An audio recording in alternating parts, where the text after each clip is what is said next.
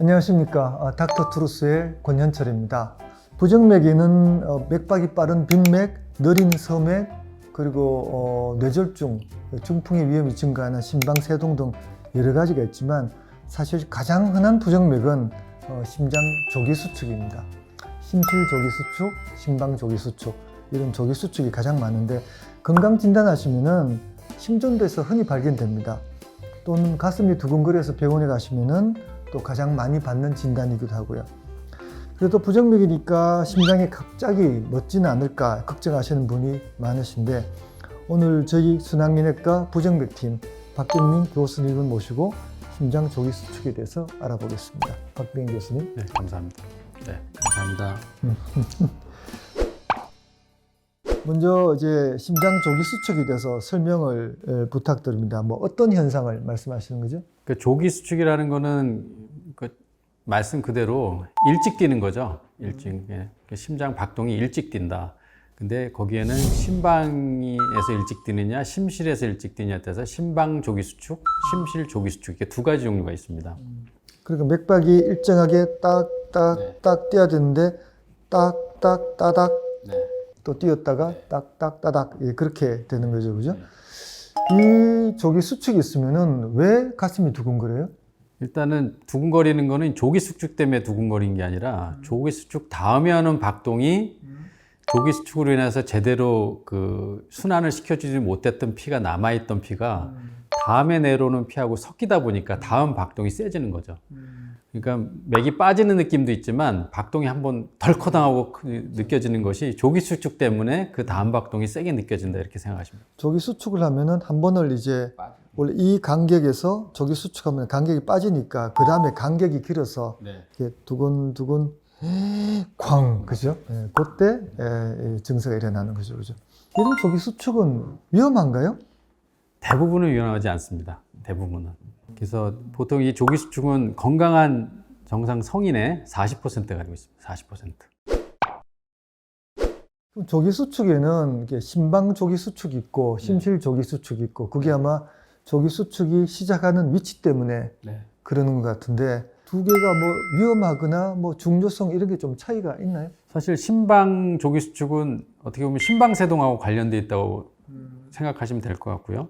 심실 조기 수축은 심실 빈맥하고 관련이 있을 수 있다고 생각하시면 될 것 같아요. 그래서 심방 조기 수축도 우리는 뭐 어느 연구에서는 100개 이상 하루에, 어떤 데는 1000개 이상, 우리 연구에서는 1000개 이상이더라고요.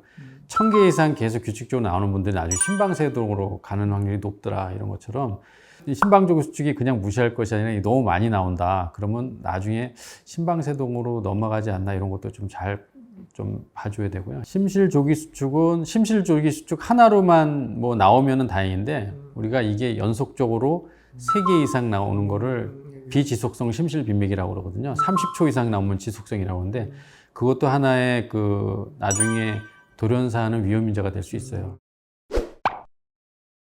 그래서 하루에 맥박이 한 10만 번? 10만 번에서 12, 3만 번. 네, 좀 2, 빨리 3만 뛰시면, 번 정도 네. 있는데 그 중에 한 몇 번까지를 정상으로 보세요? 조기 수축이?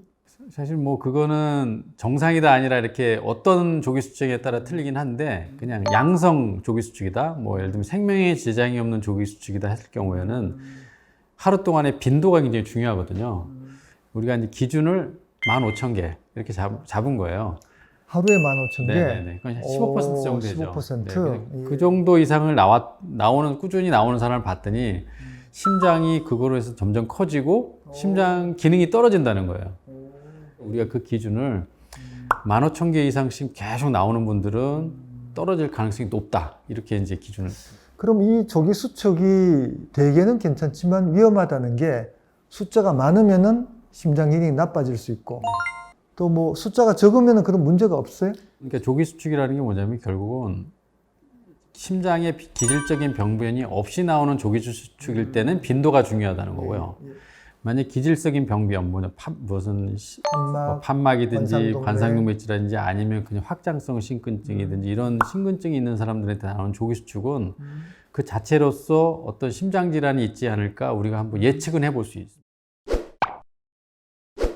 입원해 보신 분들은 수술 전에 심장 검사를 많이 합니다. 그 심장 수술하고 나서 심장 때문에 이제 사망하는 경우가 있기 때문에 그걸 많이 조사하는데 심전도에서 조기 수축이 조금 있다. 그러면 어떻게 답변을 하세요? 보통은 다 초음파 검사, 심장 초음파 검사를 하시거든요. 하셔서 보면은 심장은 다 정상이세요. 근데 이제 심전도를 여러 번 찍었는데 사실 빈도가 많아도 심장 뭐 기능이 괜찮다. 그거의 위험인자니까요. 괜찮으면 수술에 큰 문제는 없죠. 하지만 빈도가 많았을 때 초음파 검사를 안 했다 그러면 심장 초음파 검사를 해서 심장 기능이 괜찮은 걸 한번 확인해 보고 수술을 하시라고 말씀드립니다. 역시 이제 이런 부정맥이 있으면은 다른 심장병이 있어서 나오는 것이냐 네. 그런 경우는 그 병을 조사해서 수술의 위험이 있는가를 봐야 되는 거고 초음파 같은 걸 해서 이상이 없으면은 대체로는 안전하다. 네. 네, 그렇게 이야기를 할 수 있겠군요. 네, 다시 강조하지만 부정맥은 원래 다른 심장병이 없으면은 부정맥 자체가 위험한 건 아니다. 이 조기 수축의 경우에 그죠? 네, 그렇게 이해하시면 될 것 같아요. 그래서 가슴이 두근거려서 외래를 찾아왔어요. 선생님 찾아와서 조기 수축이 뭐 15,000번 이상이면은 뭐 이제 문제가 있겠지만 한 하루에 3,000번이 있다. 네. 그리고 뭐 초음파나 다른 검사를 해서 다른 병이 없다. 이게 대부분의 경우잖아요. 그죠? 그럼 어떻게 하세요? 환자분한테? 집에 가라 그래요? 그러면은 저는 이제 15,000개를 기준으로 하는데 10,000개를 넘었는데 증상이 심하다. 그러면 약을 좀 드립니다. 약을 드리고 베타 차단제. 우리가 베타 차단제라는 약은 빈도는 줄이지 않아요. 증상은 호전시킬 수 있어요. 그래서 그 약을 드리고 걱정하지 마시라고 이제 보내드리는데 크게 수축할 때 수축하는 이 크기를 줄일 수가 있기 네네, 때문에 그런 것 때문에 증상을 좀 완화시키는 효과입니다. 일단 3,000~4,000개 뭐 이렇게 되면 약이 좀 아깝죠. 그래서 환자분들 직접 말씀드려요. 이거 약이 아깝다 이거는. 약이 아깝다. 그래서 그냥 괜찮은 부정맥이니까 제어 약을 드실 필요는 네네, 없다. 없다. 그래서 생활 습관만 좀 바꾸시고 카페인이나 술 이런 거 좀 피하시고 운동, 유산소 운동 열심히 하시고 그냥 지내시라 이렇게 말씀드리거든요. 그리고 1년에 한 번씩 심전도 한번 찍어보자 이렇게 말씀드립니다. 그러니까 한 뭐 만회 이하에서는 그냥 괜찮다 안심을 시켜드리는 거고 좀 뭐 증세가 심하거나 그래도 한 5,000회인데 난 두근거려서 불안해서 살 수가 네, 없다. 그런 분들이 계십니다. 그러면 약을 좀 쓸 수도 있겠죠. 네, 그죠? 드리는데 그때 드릴 때는 베타 차단제를 안 들어요. 그런 분들은. 안 들어요. 절대로 안 들어요. 오, 그래서 여러 번 닥터 쇼핑 하고 오시는 분이 많습니다. 그거 써봤어요. 이거 써봤어요. 항부정맥약제 써야 돼요.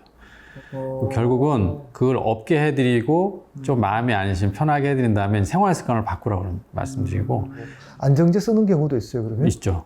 조기 수축을 보는 것이 아니라 환자분 전체의 증세를 봐가면서 좀 정신적인 거 그런 것도 좀 봐야 됩니다. 근데 진짜 조기 수축이 하루에 15,000번 이상이 되고 정말 이것 때문에 심장 기능도 나빠지고 네. 굉장히 힘들다. 예, 전문적인 항부정맥약을 썼는데 잘 안 된다. 그래도 반응이 없다. 그럼 반응이 시술. 없다. 예, 없애드려요. 시술을 네. 해요. 네. 사실은 그 박기문 선생님이 우리 병원에 온 지 몇 년 됐죠? 8년쯤. 8년 됐죠. 8년 전까지는 나는 조기 수축을 시술한다는 거를 사실 들어본 적이 없어요. 네. 그래서 선생님이 그걸 잘 하신다 그래서 그때 상당히 좀 놀랐었는데 어떤 경우에 어떤 시술을 하죠?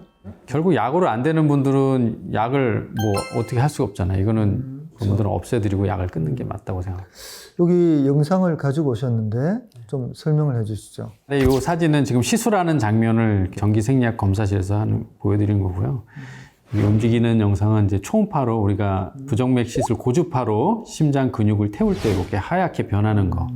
이게 이제 근육이 탈 때, 조직이 탈 때 이렇게 잘 타고 있다는 걸 보여주는 거예요. 그 위치 찾는 게 되게 힘들겠다, 그죠?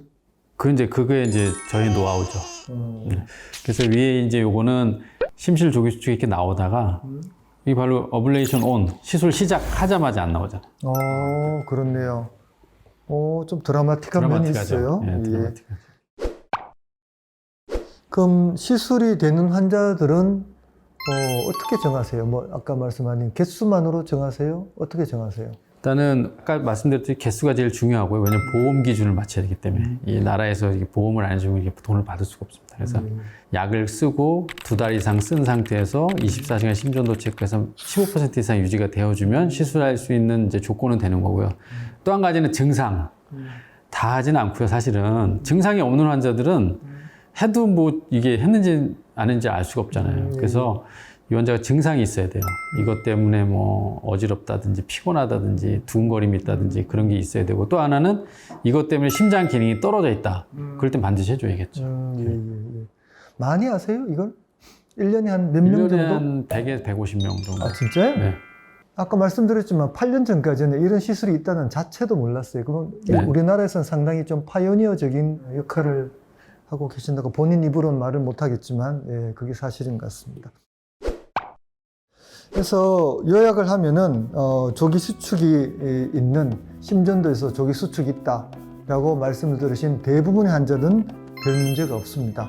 그러나 증세가 심하거나 또는 하루에 한 15% 이상 또는 하루에 10,000개 이상의 아주 조기 수축이 많은 분들은 반드시 병원을 오셔야 되고 약물 치료하고 요즘에는 이제 시술까지 나와 있으니까 안심하셔도 될 것 같습니다. 건강진단에서 환자분이 조기 수축으로 진단을 받았다. 추가적으로 하실 말씀이? 그리고 조기 수축의 증상 중에 하나가 또 피곤함이거든요. 조기 수축이 뛸 때는 수축기 혈압이 70까지밖에 안 올라가요. 그래서 여기 맥이 안 만져지기 때문에 서맥으로 느껴지는 거거든요.